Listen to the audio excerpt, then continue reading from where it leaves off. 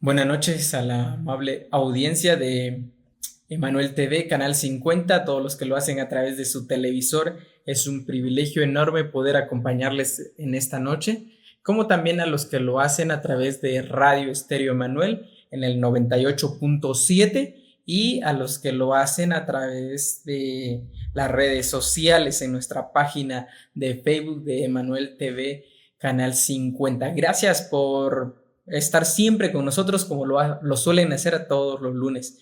En esta noche tenemos un estudio bastante importante en el libro de Apocalipsis. Estos lunes pues hemos empezado a estudiar este libro en específico, ¿no? Apocalipsis, y ya vimos el capítulo 1 de Apocalipsis, lo que, cómo es que el autor empieza a escribir este libro, que es una revelación para Juan, y cómo Juan empieza a redactar Apocalipsis.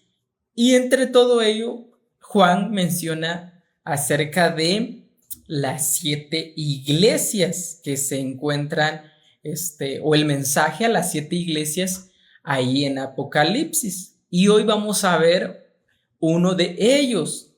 Son 7, hoy veremos el primero. Y esto lo encontramos en Apocalipsis 2. El tema de esta noche se titula El mensaje a la iglesia de Éfeso. Es para la iglesia de Éfeso.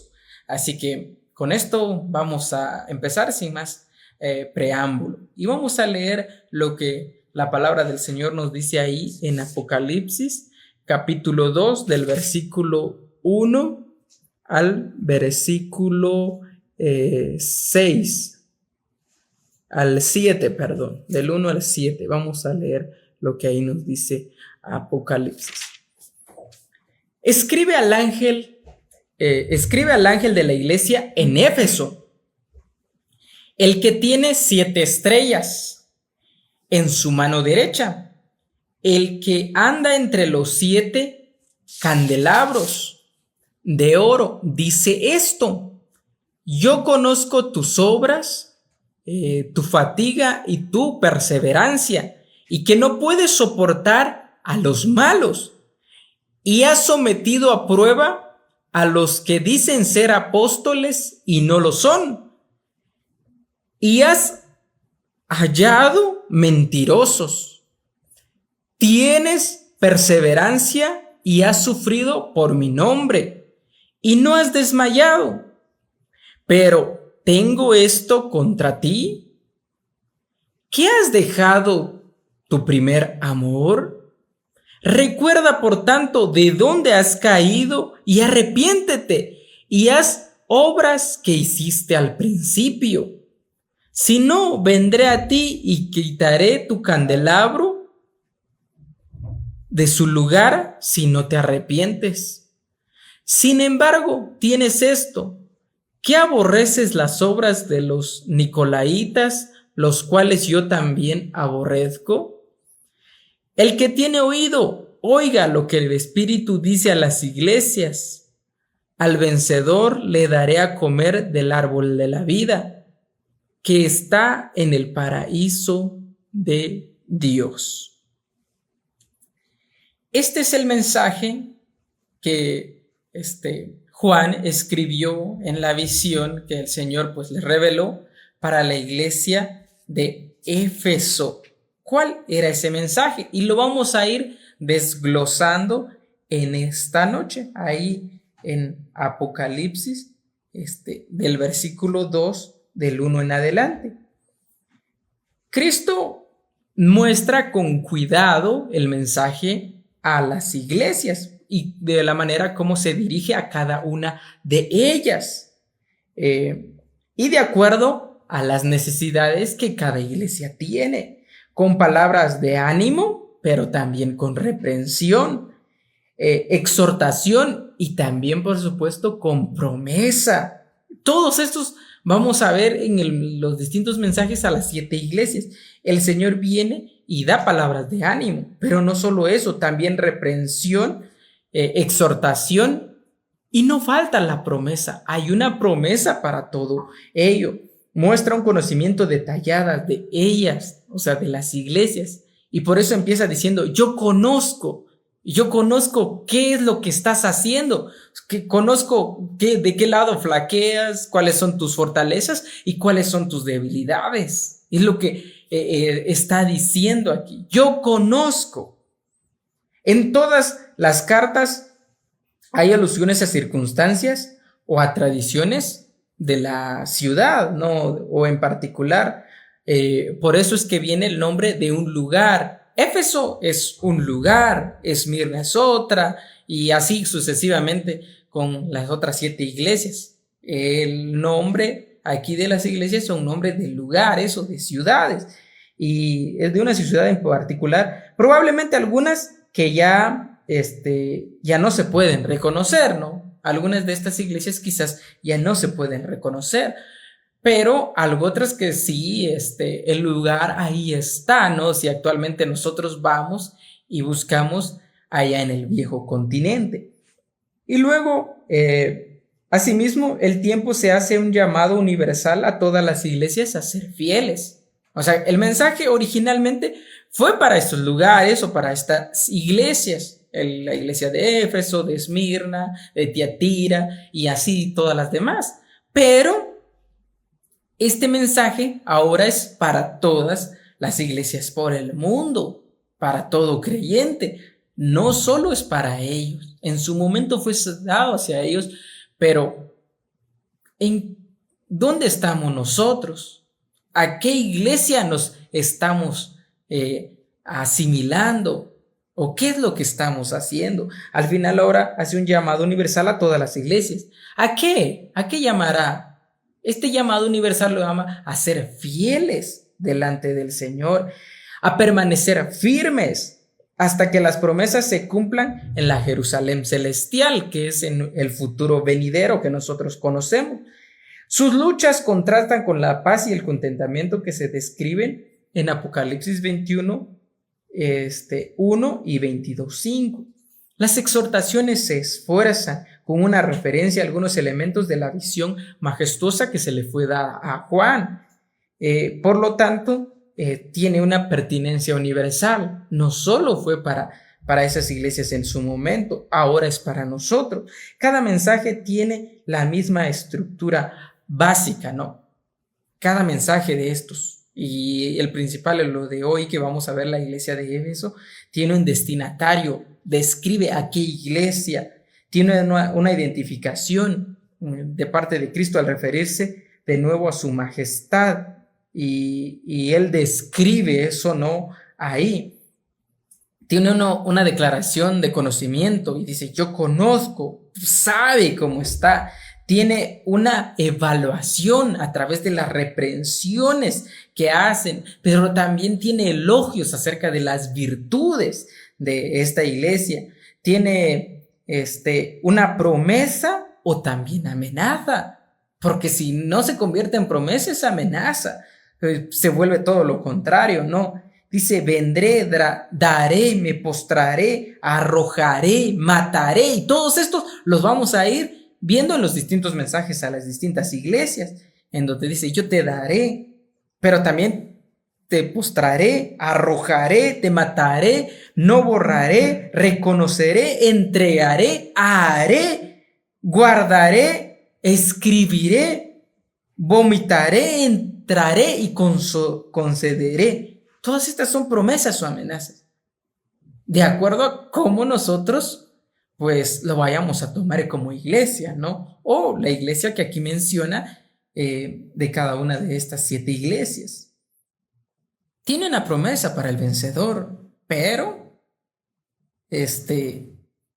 al todo lo contrario, para el que no lo es así. Tiene una exhortación a oír, porque también menciona, el que tiene para oídos, oiga lo que el mensaje dice a las diferentes iglesias, ¿no? Tiene esto, y vamos a irlo desglosando ahorita prácticamente. Y viene diciendo, el que tiene a las 7 estrellas en su mano derecha, el que anda entre los 7 candelabros. Esta es la iglesia de Éfeso. Dice los 7 candelabros de oro, dice esto. ¿Y qué le dice? Y empieza con el Apocalipsis 2:2, no. Yo conozco tus obras, te conozco, tienes a virtud de conocimiento. Yo conozco tus obras. O sea, primero dice, yo conozco tus obras. ¿Qué es lo que haces? Y no estamos, meramente vamos a decir que están malas obras, no. Yo conozco tus obras, todo lo que están haciendo, le dice a la iglesia de Éfeso. Tu fatiga y tu perseverancia.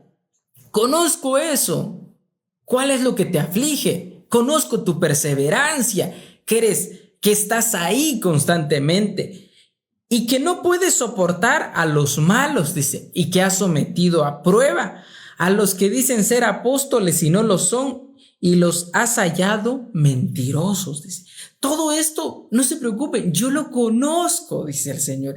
Conozco todo esto.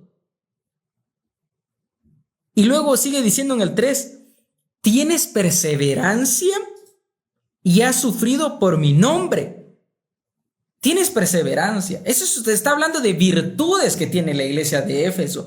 Y una de ellas es su perseverancia, a pesar de la fatiga, a pesar de todo lo que viene, tiene perseverancia. Hay esa perseverancia.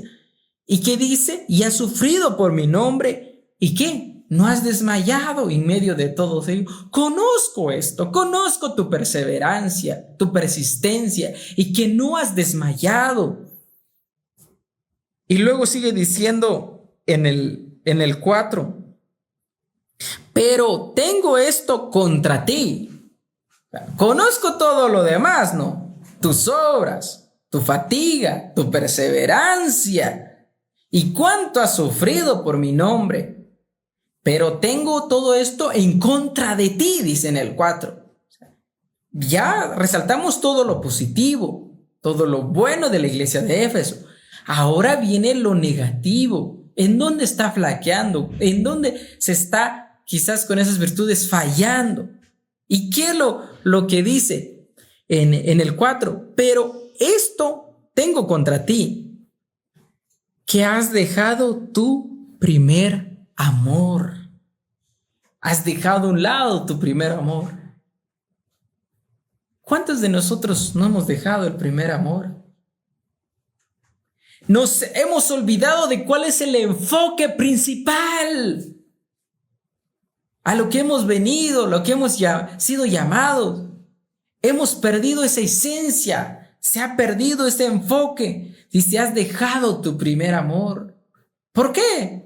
Por preocuparnos en otras cosas que quizás no valen la pena, en discusiones banales. ¿Ahorita qué? Los pastores se preocupan más por estar quizás discutiendo quién tiene la verdad y quién no, por cosas que muchas veces son irrelevantes. Sí. ¿Para qué someternos a discusiones que al final no nos van a llevar a nada? Recordemos que cada uno tiene cierto pensamiento. Hay cosas que si no cambian y que no se pueden mover ahí y están establecidas. Pero hay cosas en donde no nos pertenece a nosotros quizás saberlo. ¿Pero qué? Argumentamos tener la verdad, argumentamos tener toda la razón. Y entre más argumentemos tener toda la razón o toda la verdad, más cerca estamos de equivocarnos. Sí, entre más cerca nos creamos de tener toda la verdad, más cerca vamos a estar de equivocarnos. Porque en este mundo cada día se sigue aprendiendo y también de la palabra del Señor. Si uno sigue profundizando de acuerdo a la Biblia y la historia a la par, va uno a someterse y va uno a toparse a muchas cosas que si uno no lo ve con ojos nuevos, se encierra en un cuadrado y no sale de ahí. Hay que salir de esa zona de confort. ¿Y qué está diciendo? Por todas estas cosas, perdiste el enfoque principal de tu primer amor. Te has olvidado de tu primer amor. De Jesucristo, de Dios mismo, de algo que en verdad vale la pena. Te has olvidado de tu primer amor. ¿Cuántos de nosotros nos preocupamos más en otras cosas? ¿En qué está enfocada ahorita la iglesia? ¿En qué está enfocado? Están enfocados en muchas cosas terrenales y muy materialistas y se han olvidado de lo principal, del primer amor, del enfoque realmente verdadero. ¿De qué nos sirve acumular tanto en esta tierra? De nada, nada nos vamos a llevar, nada. Sigamos avanzando y luego en el 5 habla acerca de que va a quitar el candelabro y dice, recuerda por tanto que dónde has caído y arrepiéntate, dice. Recuerda dónde has caído y arrepiéntate. ¿Qué está diciendo aquí la escritura? Te olvidaste de tu primer amor, del enfoque principal es el mensaje a la iglesia de Éfeso. Pero tienes la oportunidad de arrepentirte, hasta dónde has caído. Y dice, sí, recuerda por tanto hasta dónde has caído y arrepiéntete. O sea, tienes esa oportunidad de arrepentirte. Y haz las obras que hiciste al principio. Si no, vendré a ti y quitaré tu candelabro de su lugar si no te arrepientes. Si no te arrepientes, quitaré tu candelabro. Es momento de que reacciones, haz las obras que hiciste antes. O sea, ¿cuántas iglesias no empezaron bien? O empezamos bien, pero con el pasar del tiempo se fue perdiendo el enfoque principal y se fue olvidando. Estamos como la iglesia de Éfeso. Hoy hay oportunidad de arrepentirse y volver al primer amor. La ciudad de Éfeso había sido reubicada, o sea, lo cambiaron debido a los sedimentos graduales de su río, el Caistro. Era un río que pasaba por toda la ciudad, pero debido a su cauce había causado estruendos y pues la ciudad tuvo que ser rediseñada, ¿no? Había sido reubicada por el río. Por su analogía, Cristo amenaza con quitar, dice, la iglesia a menos de que su gente se arrepienta. ¿Qué dice aquí Jesucristo con este mensaje? Si no te arrepientes, quitaré tu candelabro. Esto en sí es como el templo que nosotros conocemos ahora, o la iglesia. Lo voy a quitar de ahí si no se arrepienten. Esa es la amenaza. La voy a quitar de ahí, dice, si su gente no se arrepiente. La iglesia no hace brillar su luz de testimonio. Entonces, si la iglesia no hace brillar su testimonio con luz, Dios la quitará, o Dios quitará su candelabro. Y no lo considera un verdadero candelabro, es decir, una verdadera iglesia.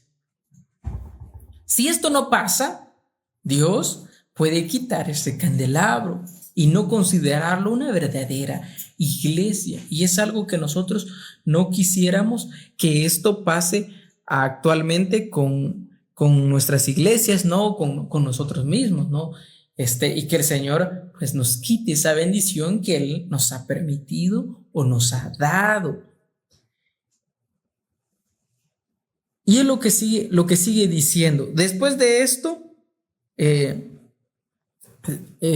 5, sigue diciendo en el 6. Sin embargo, tienes esto, que aborreces las obras de los nicolaítas, los cuales yo también aborrezco. Sin embargo, tienes algo a favor, les dice. Tú aborreces las obras de los nicolaítas, la cual yo también aborrezco. Nosotros, de acuerdo a la palabra del Señor o todo lo que nosotros conocemos, debemos de aborrecer las obras de los nicolaítas. ¿Y cuáles eran estas obras? Los nicolaítas habían caído muy, pero muy en bajo. Algo que la iglesia quizás en este tiempo, debería ser así, tendría que aborrecer. ¿Y cuáles eran estas obras? Se preguntan ustedes. La lascivia, el desenfreno total y todo lo que nosotros también en mensajes muy anteriores lo hemos visto, ¿no? ¿Cómo está el mundo actualmente? Está como Sodoma y Gomorra. Están como esos tiempos. ¿Por qué Dios destruyó Sodoma y Gomorra? Fue a causa de la maldad que había. Imagínense, ahí había de todo. Ya había de todo. Las personas se acostaban ya con los hombres, con animales, o sea, ya era demasiado. Cuando vinieron los ángeles y querían sacar a la familia de Lot, y cuando los ángeles estaban ahí en la casa de Lot, la gente quería entrar porque querían tener relaciones con ellos. O sea, la depravación ya era total, era aberrante. Y eso es la obra de los nicolaitas. La iglesia de hoy tiene que aborrecer todo ello. Y esto no va a mejorar. Yo quisiera decir que va a mejorar, pero no, al contrario, va a empeorar. El mundo que conocemos va de mal en peor. Pues porque es algo que ya está establecido y está predeterminado. Nosotros aquí no somos eternos. El mundo que conocemos se va a destruir por la maldad del hombre. Entre más desarrollado sea un país, más aberración va a haber y más pecado. Y se está olvidando el verdadero enfoque principal. Entonces, entre más nosotros pues busquemos esto, ¿no? A dónde tenemos que basar, ahí sí que nuestros pensamientos como cristianos y discernir cuál es lo bueno y lo malo. Tenemos que aborrecer esto. Y es lo que menciona ahí en el 6. Sin embargo, tienes esto, aborreces esas obras, ¿no? Todo el pecado que nosotros conocemos. Y que el Señor, pues, no lo permite. Claro que amamos a las personas, pero aborrecemos el pecado. Con esto no quiero decir yo que no se deje entrar a la iglesia. A la iglesia deberían ingresar los peores delincuentes, deberían ingresar las prostitutas, deberían ingresar qué sé yo, deberían ingresar los homosexuales, no deberíamos hacer ajenos a. Tendría que llegar ese mensaje. Quizás no aprobamos su conducta, pero no quiere decir que no los amamos, que al final son seres humanos y son personas, que nosotros tenemos que tener ese aprecio por ellos. Pero no aprobamos lo que realmente ellos quieren hacer. ¿Por qué? Porque la Biblia no lo acepta en ningún momento y está establecido. Y es lo que en este mensaje a la iglesia de Éfeso menciona ahí. Los nicolaitas tenían un montón de creencias y que en estas creencias pues incluía un montón de aberraciones, ¿no? Era un grupo herético, probablemente con creencias similares a las enseñanzas de Balaam y Jezabel. Era un grupo bastante así, hermético, que tenía creencias en la cual, pues, nosotros no tenemos por qué compartir este tipo de pensamientos. Y quizá la iglesia actual, o debería ser así, ¿no? Tiene que tener todo esto. Y luego sigue diciendo en el 7, el que tiene oído para oír, ¿qué? Oiga. El que tiene oído para oír, oiga. Como que redundara en esto, pero al contrario lo que está haciendo es un énfasis. Lo que el Espíritu dice a las iglesias, porque al final aquí esta revelación fue dada a Juan, pero por parte de ya sabemos quién, del Dios mismo. Y dice lo que el Espíritu dice a las iglesias. ¿Y qué le dice a las iglesias? Al vencedor le daré del árbol de la vida. que está en el paraíso de Dios. Esta es la promesa para la iglesia de Éfeso y que es promesa también para nosotros. Al vencedor yo le daré de comer del árbol de la vida. Yo le daré partícipe del árbol de la vida. Y es lo que creo que todos nosotros buscamos, ¿no? Al vencedor yo le daré comer del árbol de la vida.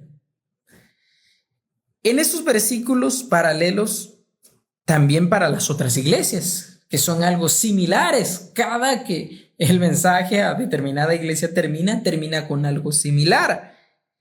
A los santos fieles se les promete participar en todos los aspectos de la nueva Jerusalén, del árbol de la vida, de la nueva Jerusalén, que el Señor fue a preparar un día para todo aquel que en él cree y no se pierda, mas tenga vida eterna. Estas son las promesas para todas estas, para todo creyente, para todos ser humano. De hecho, él murió por todo el mundo. El mensaje es para todos. No hace excepción de personas. En ningún momento no hay acepción de personas. Pero, ¿qué nos corresponde a nosotros hacer?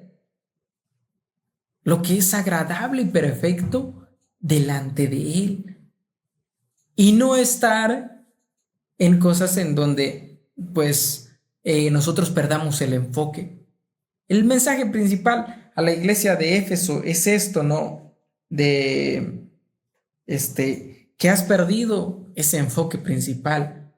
Has perdido tu verdadero amor. Antes hacías tales obras y ahora no las hace. Es momento de que regreses a hacer estas obras. Y es lo que la estructura básica dice. Y es una exhortación para todos nosotros. Hay una promesa, pero también hay una exhortación. Y viene la exhortación antes de aclarar cómo está la iglesia de Éfeso, cómo está la iglesia actualmente. Y tanto el yo conozco tus obras, como lo dice a la iglesia de Éfeso, eso también va para nosotros. El Señor conoce nuestras obras, conoce qué es lo que estamos haciendo.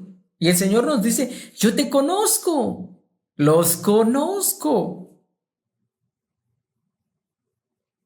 Pero también nos exhorta a que nosotros tenemos que hacer lo que es correcto delante de los ojos del Señor. Y nos dice, este es el mensaje, pero el que tiene oídos para oír, que oiga lo que el Señor quiere dar a entender. Lo que el Señor quiere dar a entender. Y el que no quiera entender, pues ya quedará en él, ¿no? El que tiene para oír, oiga lo que el Espíritu dice a las iglesias. Vamos a entrar un poco en este enfoque, ¿no? Habla acerca de los candelabros de oro. ¿Y cuáles serán estos candelabros? Los candelabros candelabros simbolizan a las iglesias en cuanto a su fundición de traer luz o de dar testimonio. Esto también lo menciona en Mateo 5, 14 y 16. Cristo camina entre las iglesias como el Señor y pastor. El candelero con 7 lámparas en su expresión figurativa, por el cual parte del mobiliario del templo representa todo el templo, que la exhortación también representa a Israel fiel. Recordamos esta parábola, ¿no? De las 7 vírgenes con sus candeleros, y ya sabemos esta parábola, ¿no? De quienes sí pudieron entrar y quienes no. Y es lo que hace similación a lo que habla acerca aquí de los candelabros de oro. En el candelero con 7 lámparas de la expresión figurativa, en el tabernáculo y en el templo, el candelabro y sus 7 lámparas estaban en un lugar santo, en la misma presencia de Dios, en el lugar santísimo. Estos candelabros o candeleros de oro estaban en un lugar santo, en un lugar apartado, ante la presencia del lugar santísimo, junto con el pan de la presencia. Que el pan simboliza el cuerpo de Cristo, ¿no? Lo que nosotros ya sabemos. Y los judíos comprendieron que la luz proviene de sus lámparas, representada la presencia del Señor, ¿no? ¿Por qué las lámparas representan la presencia del Señor? Porque es luz, porque alumbra el camino. De esta forma representaba esa luz que es que el Señor mismo nos manda a ser llamados hoy en día, ¿no? A hacer luz en el mundo. En el tabernáculo que se encontraba en el templo, ¿no? Que provienen a ser luz y que representa la presencia misma del Señor, como ya lo mencionaba. En la visión de Zacarías, las 7 lámparas parecen representar el poder del Espíritu, quien le dará al pueblo de Israel. Es lo que lo que habla allá en el libro de Zacarías, ¿no? El candelabro sobre el cual las lámparas están colocadas, el poder construir el templo. Juan, aquí en esta visión, ve 7 candelabros. Cada uno representa a las 7 iglesias. Y esta noche pues estamos viendo la primera, ¿no? A la iglesia de Éfeso. Juan ve 7 candelabros que se hacen representación o alusión a las 7 iglesias. Que valga la redundancia, es uno por cada iglesia. Y que en conjunto representan a la iglesia universal, o sea, la iglesia de hoy en día. Que esto es para todo mundo. Aquí no me van a... porque nosotros no estamos predicando religión o algo por el estilo, no. Al final en la iglesia, en el cielo, nos vamos a llevar unas sorpresas que ni siquiera imaginamos hoy en día aquí en la tierra. De verdad. Nosotros muchas veces nos afanamos en discutir y en decir que tenemos la verdad, pero muchas veces nos suele pasar esto. ¿Qué representa a la iglesia universal misma? La iglesia como la constitución del verdadero Israel. De igual forma recibirá las 7 lámparas que representan el Espíritu Santo, y esto lo menciona en Apocalipsis 1:4, mientras se busca construir el nuevo templo de Dios. Mientras se busca hacer esto, ¿no? Los sacerdotes cuidan las lámparas y los candelabros. Lo que pasaba en ese tiempo. Cristo describe como un sacerdote celestial que cuida las iglesias.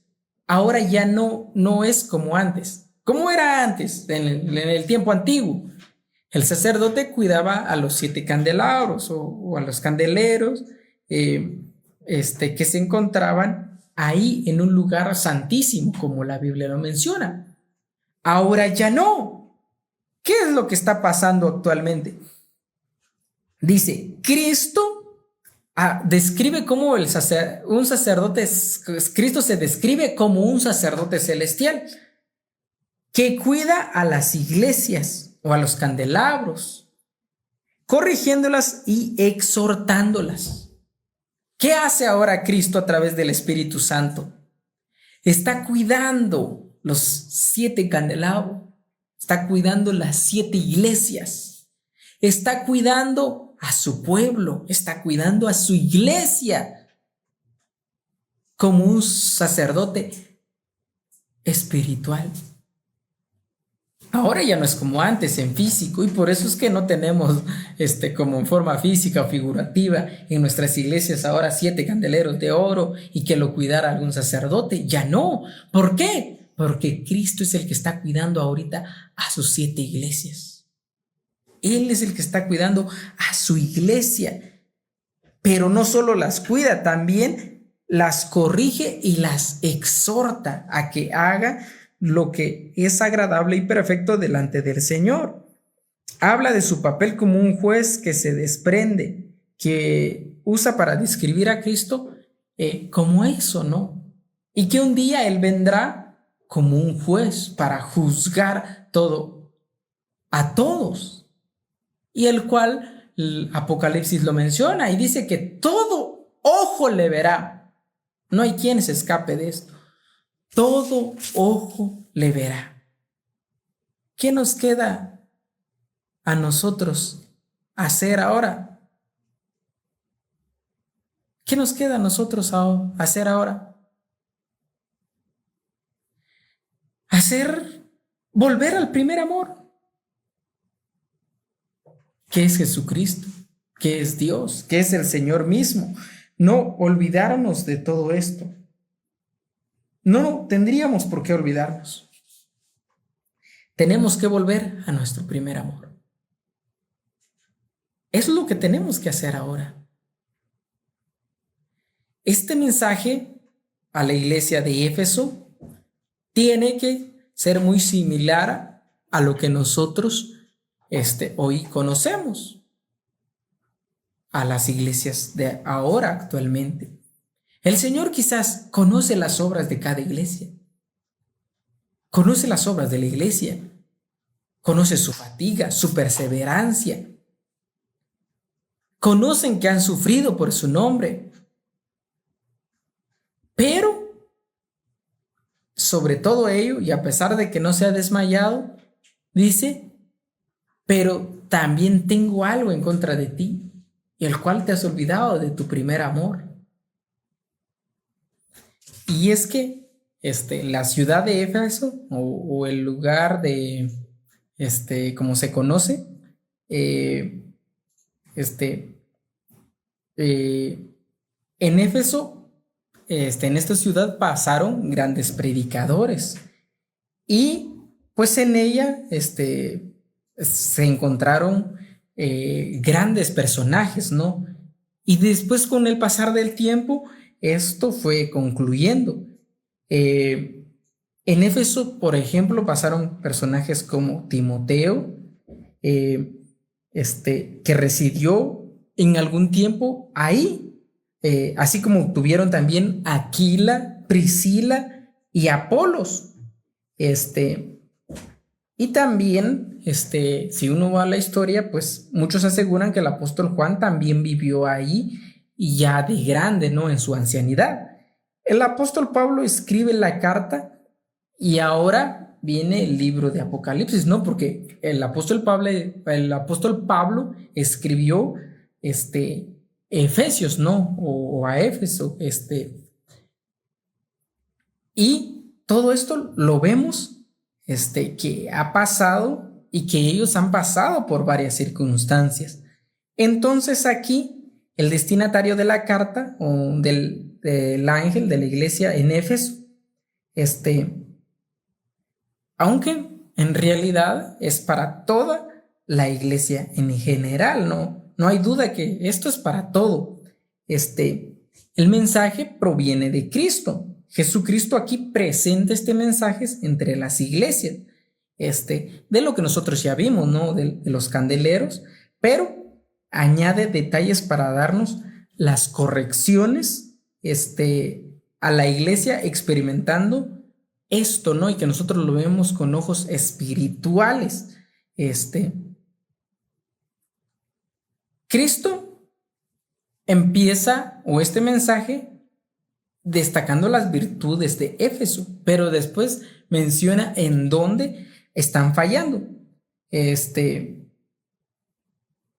Primero alaba a las iglesias, que este mensaje, tanto como para la iglesia de Éfeso como para las otras que vamos a ver, es lo mismo. Luego viene y las reprende por algún defecto en donde se tiene que mejorar.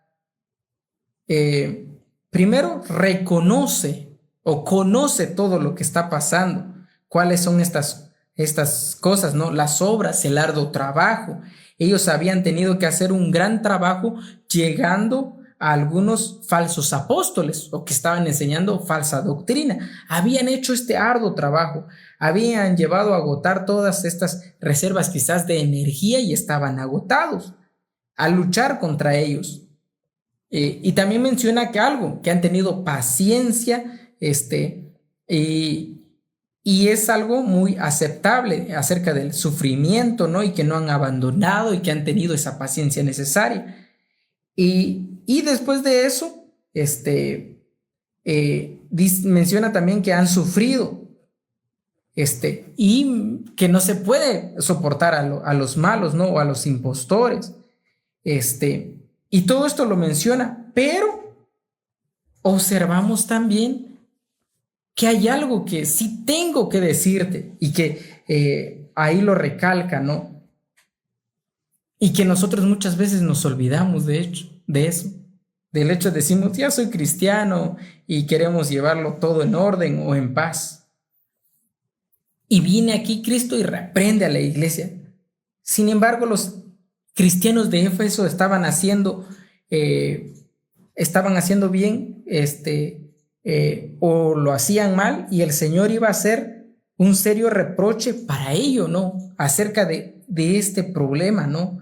Que acerca de el problema que les estaba acarreando, ¿no? ¿Y cuál era el problema? Que ellos habían concentrado tanto en odiar lo malo que se habían olvidado de amar que el Señor los ama y que Él ama también a los malos.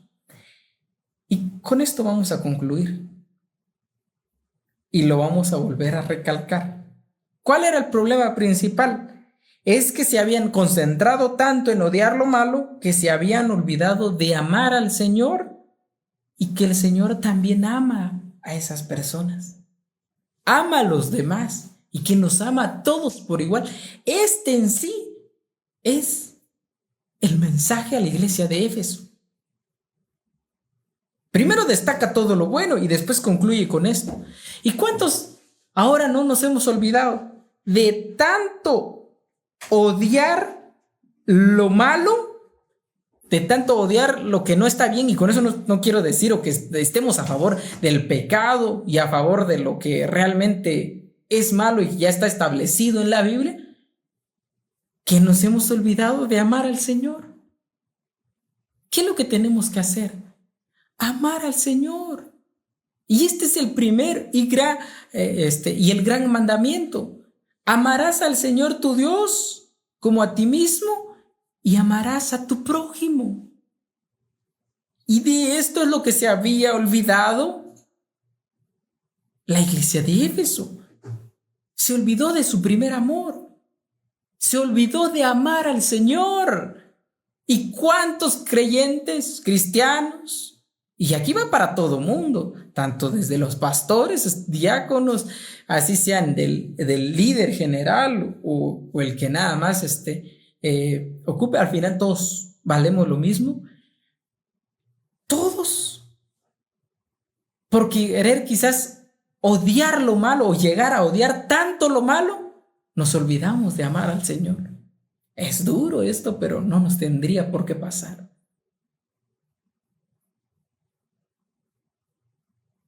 Y que no nos pase, hermanos. Por odiar tanto lo malo, podemos dejar de amar al Señor. Por eso hay que llevarlo todo con cautela y no llevarlo al extremo. Y como lo dije al principio, ¿de qué nos sirve a nosotros meternos a discusiones banales en donde no vale la pena? Y quizás algo esté malo, pero prediquemos primero con el ejemplo.